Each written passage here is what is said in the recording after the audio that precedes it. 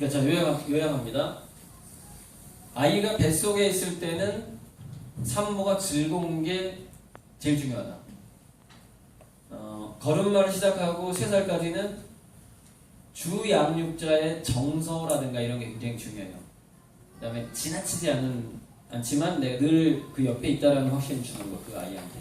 그게 안정해작인데, 그렇게 됐을 경우는 회복탄력성이 좋아진다. 회복탄력성은 엔돌핀이라는 호르몬이 적절하게 나와주는 건데 자살을 하지 않게 만들어주는 호르몬입니다. 딱 한 가지로 요약을 하자면, 요즘에 자살률이 올라가는 이유는 우리 한국에 3세 이전에 안정해착을 받지 않은 사람들 비율이 높기 때문입니다. 물론 우리나라의 경제 환경과 정치 환경이 안 좋기 때문에 자살률이 늘어나긴 해요. 복지가 발달되어 있지 않기 때문에. 그거 플러스 3살 이전에 안정해착이 안 되면 자살률이 올라가게 돼 있어요. 두뇌에서는 엔돌핀이라는 자기 자신을 위로해주는 물질이 잘 나오지 않기 때문에. 8세, 10세까지는 몰입적인 놀이에 금지 언어를 충분히, 그러니까 거의 없이 충분히 몰입한 경험. 탐색, 놀이, 그다음에 말썽 같은 거. 어른이 봤을 때 말썽. 근데 그 아이는 말썽이 아니라 실험이죠. 그 아이의 입장에서. 뭔가 망가뜨리고 지갑을 열고 뭐 훔치고 거짓말하고 이런 거 전부 다. 훔치고 거짓말한 것까지 억압을 하면 안 된다는 거예요. 창의성을 위해서는. 그거는 그 저분저분 말로써 그렇게 하면은 너가 나중에 사람들한테 뭐 왕따를 당하게 되고 언젠가는 거짓말이 탄로난다 이런 식으로 얘기해. 이게 벌써부터 싹수가 노래가지고 말이야 이런 식으로 나가면 안 된다는 거예요. 그럼 도파민이 확 줄어든다 이거죠. 14세까지는 열린 대화와 운동 노동이 굉장히 중요하다. 운동 노동이 중요한 이유는 인간은 15세경까지 신체 경험을 통해서 IQ를 올리더라 이거예요. 신체 활동을 통해서 IQ가 좋아지더라 이겁니다. 그래서 운동과 노동이 필요하고. 왜 제가 노동을 집어넣느냐? 내가 아까 그 얘기 하나 말았구나. 초등학교 때 신문 배달 얘기했잖아 아까.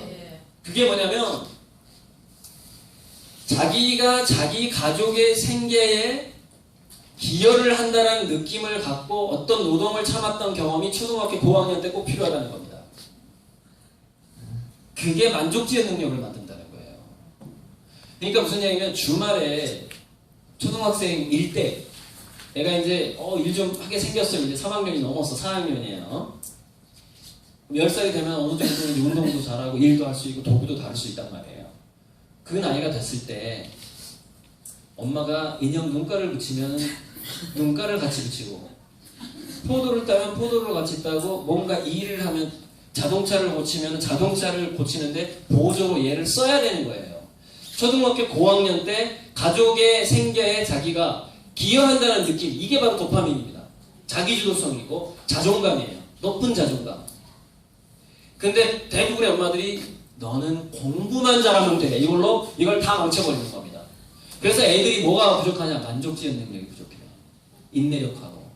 반드시 가족의 생계에 참여하는 경험이 있어야 돼요. 초등학교 고학년 때. 그게 이 노동입니다. 14세까지. 그러니까 중학교 때까지 그렇게 하면 됩니다. 그래서 제가 학부모들한테 제발 얘기하는데 자기 자녀가 대학을 졸업할 무렵에 50억을 내가 줄 수가 없다. 애한테 창업비용으로. 그러면 무조건 가난한 척 해야 됩니다. 부자인 척 하면 안 돼요. 왜 가난한 척 해야 되냐면 아까 중간에 직업들이 없어진다고 그랬잖아요. 이 중간의 직업들의 그 실업률이 가장 높은 사람들이 미국에서 조사를 했습니다. 어설픈 부자의 자녀들이 실업률이 가장 높더라. 어설픈 부자의 자녀들이. 자, 어설픈 부자의 자녀들의 특성이 있습니다. 자, 어마어마한 부자의 자녀와 어설픈 부자의 자녀 둘 다 머리는 뛰어나. 특성이 있어요. 어마어마한 부자의 자녀가 범선을 타고 지중해 항해를 할 때 적당한 부자 집에는 놀이공원에서 타야 돼요. 배를. 비용이 너무 비싸거든요. 어학연수 갈 때 국내에서 놀아야 돼요. 이게 적당한 부자입니다. 그리고 또 뭐가 있을까요? 어마어마한 부자는 이게 가능합니다. 그 아르바이트가 아니라 아예 10대 때 창업을 시킬 수가 있어요. 아빠가 5천만 원 줄게 한번 방학 때 사업 한번 해봐. 아빠가 5억 줄 테니까 너 저기 대학 1년간 휴학하고 유럽에 가서 뭐 커피숍에 한번 해보든지. 5억 줄, 5억으로 안 되는구나. 뭐 이런 굉장히 돈이 많으면요, 그 아이의 경험과 창의성, 모든 예체능, 운동부터 시작해가지고 엄청난 그 선택과 변화, 지능을 발달시키는 선택과 변화의 폭이 굉장히 큽니다. 돈이 많으면. 근데 그 돈이 많은 게 최소한 100억에서 300억 이상의 자산이 있는 부모를 얘기합니다. 최소한 100억이 있어야 50억을 창업 비용을 줄 수 있거든요. 그런데 그 이하의 부자인 거야. 부동산, 동산 다 포함해서 그 이하의 부자. 뭐든지 그 슈퍼리치의 자녀들이 경험을 다 못 따라갑니다. 자, 그럼 어떻게 될까요?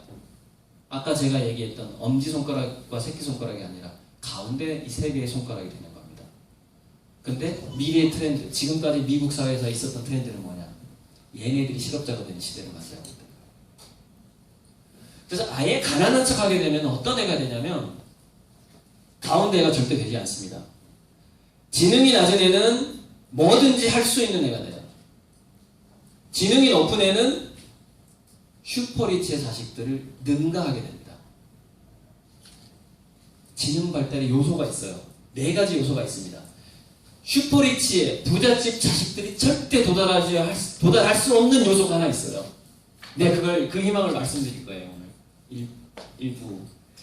자, 그거고. 그래서 인내력이 생긴다 이겁니다. 사고력하고. 열린 대화가 사고력을 만들고 운동과 노동이 인내력을 만든다 이거예요. 초등학교 고학년부터 14세까지. 가난한 척하고 아이들을 우리 집안의 생계에 투입시켜라 이거예요. 요리를 하게 만들어도 좋고, 엄마가 바쁘니까, 맞벌이 하느라고 바쁘니까, 여기서 중요한 거. 우리 집이 가난한데 왜 엄마는 집에서 일을 안 하지? 힌트 하나 오시죠? 엄마가 반드시 일이 있어야 된다. 가난하니까. 내가 가난한 척 하라고 그랬잖아요. 근데 우리 집에 가난한데 왜 아빠만 일하냐고. 왜 아빠만. 엄마가 집에서 뭔가 부업을 해야 되는 겁니다. 내가 취직을 못하겠으면 뭔가 돈벌이를 해야 되는 거예요. 아이가 초등학교 때 얘기하는데 지금 다 어떡하지? 다 중학교 넘어온 것 같은데 어떡하지? 아무튼 자 20세까지는